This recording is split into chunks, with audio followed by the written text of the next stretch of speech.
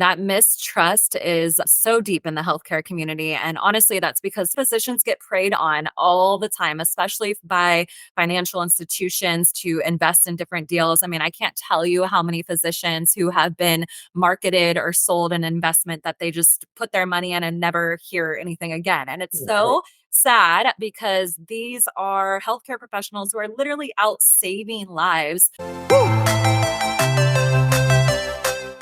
Ladies and gentlemen, welcome to Real Estate Investor MBA. My name is Tejas Gosai, and I've had the honor of helping hundreds of investors achieve the American dream by creating generational wealth through real estate. I've spent the past few years interviewing the most knowledgeable experts I could find in the business to cut your learning time and conquer the hardest subjects in the game. Check out rei.mba, which my team and I have packed with over 75 interviews and free access to our real estate roadmap, webinars, and publications. If you're listening, I am rooting for you, and you're already on your way to financial freedom. Cheers and happy hunting.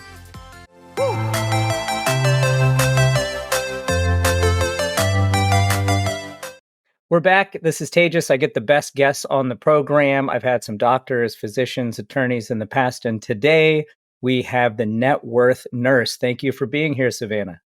Yeah, no, thanks for having me. I'm stoked to be here.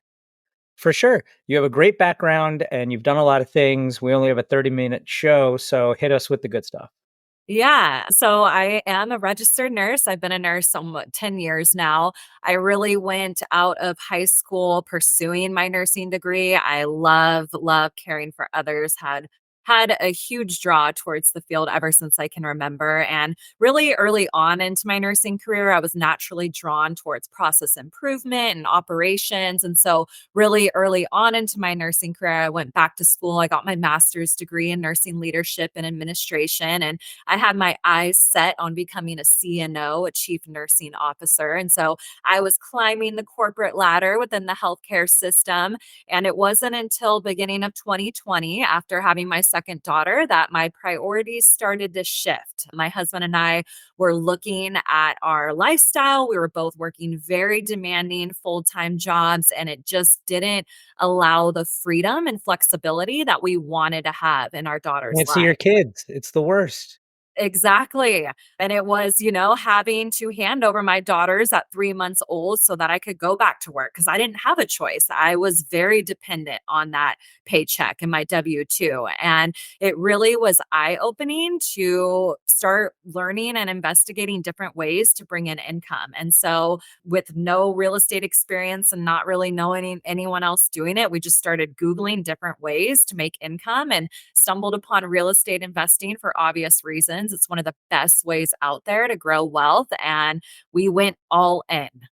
That's great. You did go all in, and it's a funny time, 2020, everybody kind of changed their whole playbook based on that. So you did your homework, and how did you get into real estate? So what was your first big movements? Yeah, so education was the first piece, right? So podcast was binging tons of those, reading lots of books, YouTube videos. I mean, learning from scratch what cash flow is, appreciation. And really at the time when I discovered real estate investing, we didn't have any extra capital laying around to start investing. And it took learning from a really good lender that we had $100,000 worth of equity in our primary residence. And I was so novice at the time, I literally didn't even know what equity was or what I Yeah. could do with it. And learned that I could tap into it, take it out through a second mortgage, and use it to buy cash flowing investment properties that were not only paying off that second mortgage, but now putting cash flow back into our pockets every month. And so that was a big aha moment for us. And when we realized the ability to leverage debt in real estate, I liquidated a portion of my retirement account under the CARES Act during the COVID pandemic in 2020. You could do that penalty free.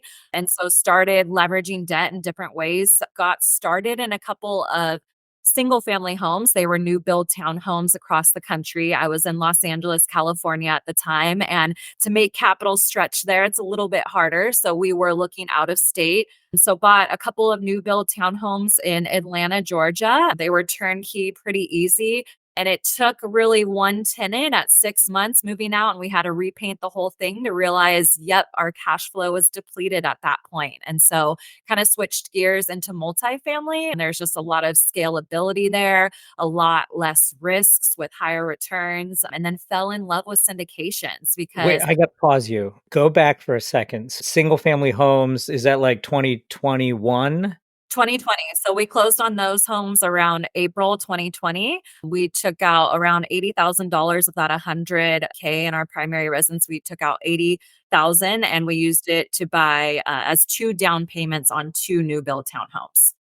That's awesome. So you said something really valuable here that you lost a bunch of your profits in renovations and other things, or maybe tenant destruction, or you might have had some of those issues. Yeah, I mean, these were new build townhomes. And yes, we had a tenant move out at around 6 months and we had to repaint the whole interior, which was a couple $1,000s. And when you're only cash flowing a couple $100 a month, it really eats into that. Really early on into those properties, we were at a loss.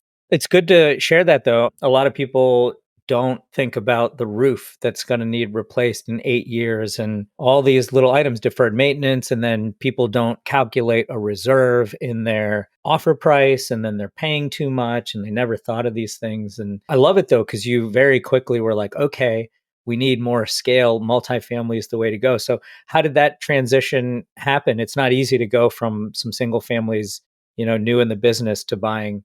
I don't know, what was your first one? Yeah, definitely. So when we started learning about multifamily, we stumbled across syndications, didn't even know what that term was at the time, but we had naturally kind of had some friends and family reaching out to us once we bought those single family homes and were curious about what we were doing in real estate and interested in maybe partnering in some capacity. And that's exactly what real estate syndications are. It's people pooling together different resources, some people bringing capital, other people bringing skill sets and joining a partnership to go out and buy deals that they otherwise couldn't buy on their own. So when we realized that's what we wanted to do, and for me, I became super passionate about sharing these investment opportunities with healthcare professionals. A lot of healthcare professionals don't get these opportunities, they don't hear about them. And so I became super adamant about sharing these opportunities. And so when we decided we want to do syndications, we went through a formal coaching program. So we forked over $30,000, more than my master's degree in nursing, threw it on a credit card at the time. But for us, it was important to get this education and experience from people who have been doing this for decades, who've had experience raising capital, hundreds of thousands, millions of dollars from investors and really overseeing and managing larger assets than we were used to. So, yeah, you paid for the cheat code. Exactly. Yes. And it's been very much worth it. You took a coaching program, which I think everyone should in this business, or have good mentors. It helps get through. It's good cheat code. And then you found inventory, you started analyzing it. How did you move from there? Yeah. So we go after value add deals in real estate. And this is where really huge opportunity lies when you can force appreciation into deals. So we, in a sense, go out and flip apartment complexes. So we're looking for owners who have maybe held a property in their family for generations. They aren't taking very good care of it. They're letting some of the maintenance items be completely deferred. Buildings sometimes are falling apart. And this is really where a huge opportunity lies. So we go in and we're willing to do the work.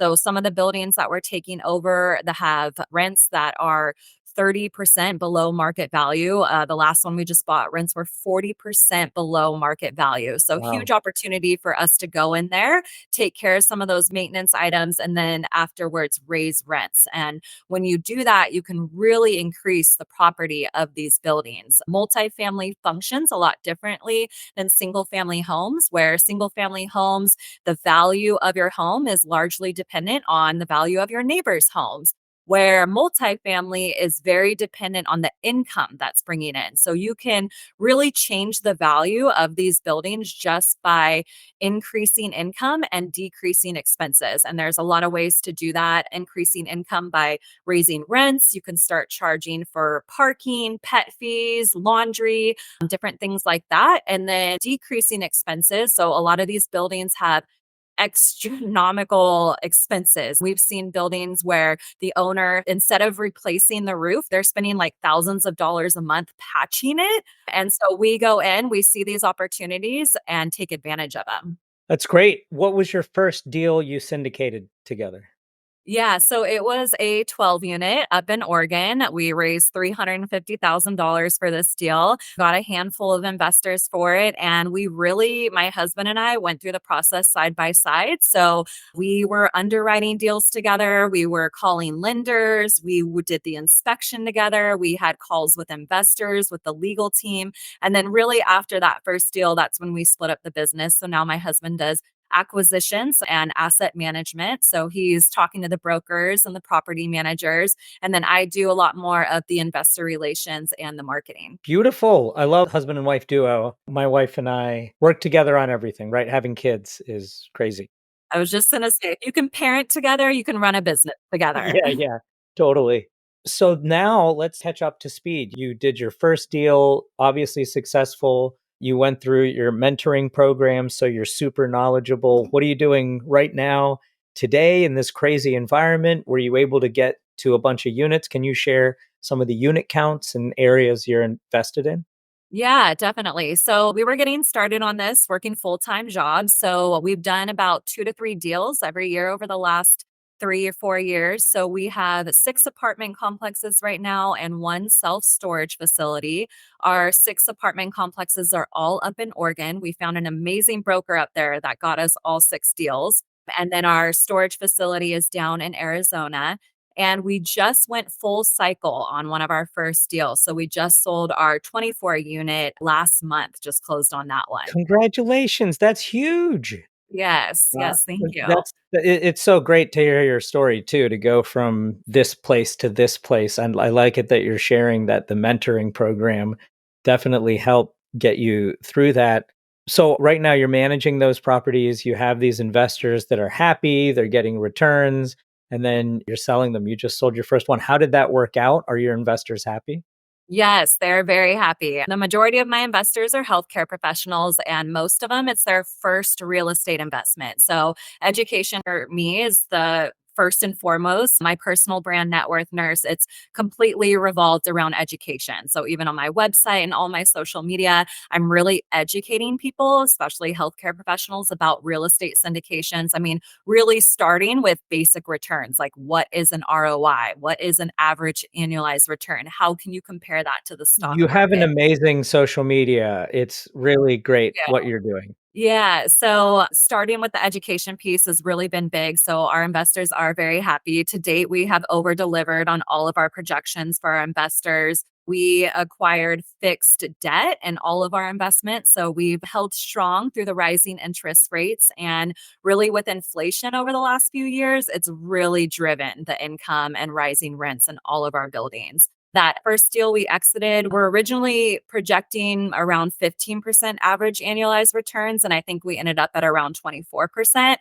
to the stock market, which historically has done around 6, 7%. This is a great way for healthcare professionals and just other investors to grow their money at a way better rate. That's amazing. Kudos. What kind of structure is it with the ownership? Do you do full on syndication with an attorney and everything? Yep. So we do 506B listings because the majority of nurses are unaccredited, which is again why I'm doing this because a lot of them don't get the opportunity to invest in the 506C offerings, which are opened only to accredited investors. And also, really important that I have a relationship with all my investors before they jump in a deal. But we do 506B offerings. We split it 80-20%. So 20% is Wow. coming to the general partnership team, 80% to our investors. And depending on how much our investors invest, that's what percentage they're getting of the deal. Love it. Thanks for sharing that. I work with accredited investors, and my fund is limited in that sense. We do very similar things, just on different geography, I'll say. But my asset class has been only multifamily. It's what I preach. And I'm a commercial real estate agent. That's what I was going to say. You should get your license at some point, add another hat to your periphery. But yeah, no, you got to stay legal, you got to stay clean, and you have to keep your investors happy. As a fund manager, I was going to say the hardest thing I've ever done is raised money to put it into a property. It's really great. People talk about it. Some folks kind of understand it, but when you have a good investor that invests with you for the first time and you make them happy, they're always happy to go into the next deal. And that's where you probably are right now. Are you just trying to find the next deal? Are you looking for new markets? Are you staying in one market? But we love the Oregon market. With us, we're just very specific on our deal criteria. We're looking for the strong value add deals in specific. We invest almost in these tertiary markets, which have very strong working class, and the home ownership rates around 30-40%, meaning that the majority of the people in the city have to rent. And inventory, I mean, multifamily, it's at an all-time low with the inventory. And so it's really allowed us vacancy rates below 5%. So when we do have the turnovers, which are big in the value add deals as we're turning the units and increasing rents, we always have a waiting list, which is our way of kind of hedging that risk that is involved in real estate. Brilliant. You got it all down. Have you had to hire people, or is it still both of you? And obviously, you always have a team around what you're doing, but curious. Yeah, have definitely scaled the business over the last few years. We really maintained the sole GP on our deals just because he does a lot of the acquisitions and asset management, and then I do the marketing investor relations. Early on, how to bring in people as a KP, a key principal, because we didn't have the experience. I mean, we got it started in this in our late 20s and really didn't have the network to even raise capital. I mean, like you mentioned before, being one of the hardest things of raising capital. I mean, me coming out, my husband and I, like our friends and family just weren't in a place to invest. And for us, that was very discouraging early on because we were so sold on real estate syndications and we're like, great, we don't have the network to raise capital. How can we do it? And that was really what motivated me to launch my personal brand, Net Worth Nurse, to really connect with other healthcare professionals and show them this opportunity. As you know, the biggest barrier to get people to invest is trust. And for me, going out on social media and just showing people who I am as a nurse, as a real estate investor, as a mom has really allowed me to gain a lot of trust with the healthcare community. And most of them are just super excited to be shown these opportunities. Let's talk about that. My partner's a nurse, actually, and now he's in real estate. So he actually left his career. We own real estate together. He helps with the fund. I'm very close to the medical field. My father's a physician. So let's talk about this medical aspect because I see it, and I'll be really blunt. Medical professionals work too much. And then they're trusting, and some of them lose their money because they trust the wrong person. And I've grown up with that. My father being a physician, it's always like, hey, who can you work with here? Can you tell me where your investors are from? Are they folks locally to you? Are they all over the country? When you talk with them, what are they asking about? If you want to share some of that for the listeners. Yeah, definitely. That mistrust is so deep in the healthcare community. And honestly, that's because physicians are really preyed upon. I mean, I saw it as a clinical supervisor for a practice where I'd have to gatekeep pharmaceutical reps from coming in Yes. this because they're hounding my physicians to use their drugs. And so honestly, physicians get preyed on all the time, especially by financial institutions to invest in different deals. I mean, I can't tell you how many physicians who have been marketed or sold an investment that they just put their money in and never hear anything again. And it's Right. so sad because these are healthcare professionals who are literally out saving lives. For me, I was working as a nurse manager throughout the COVID pandemic. And when elective surgeries were getting shut down, I was overseeing the cath lab, GI lab special procedures unit. And I had to have very open conversations with my team that they might not have a paycheck coming in. And it really opened the conversation around money. And the majority of them are living paycheck to paycheck. And these are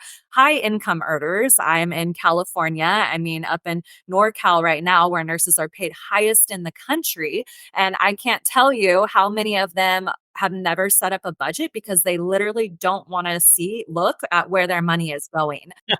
And so for me, it's really having those open conversations. I mean, really, there's so much taboo and stigma revolved around money and a lot of embarrassment and shame, especially from healthcare professionals who are highly educated. They almost feel embarrassed to admit they don't know how to invest money. But honestly, none of us are taught that in school. And so for me, it's really just opening the conversation in a really like transparent, engaging way. And for me with my social media, like I've been sharing my story since day one, and I don't only show my wins, I share my losses as well and learning mistakes that I've learned and I'm growing through as well. And so I connect with a lot of healthcare professionals now, primarily through social media.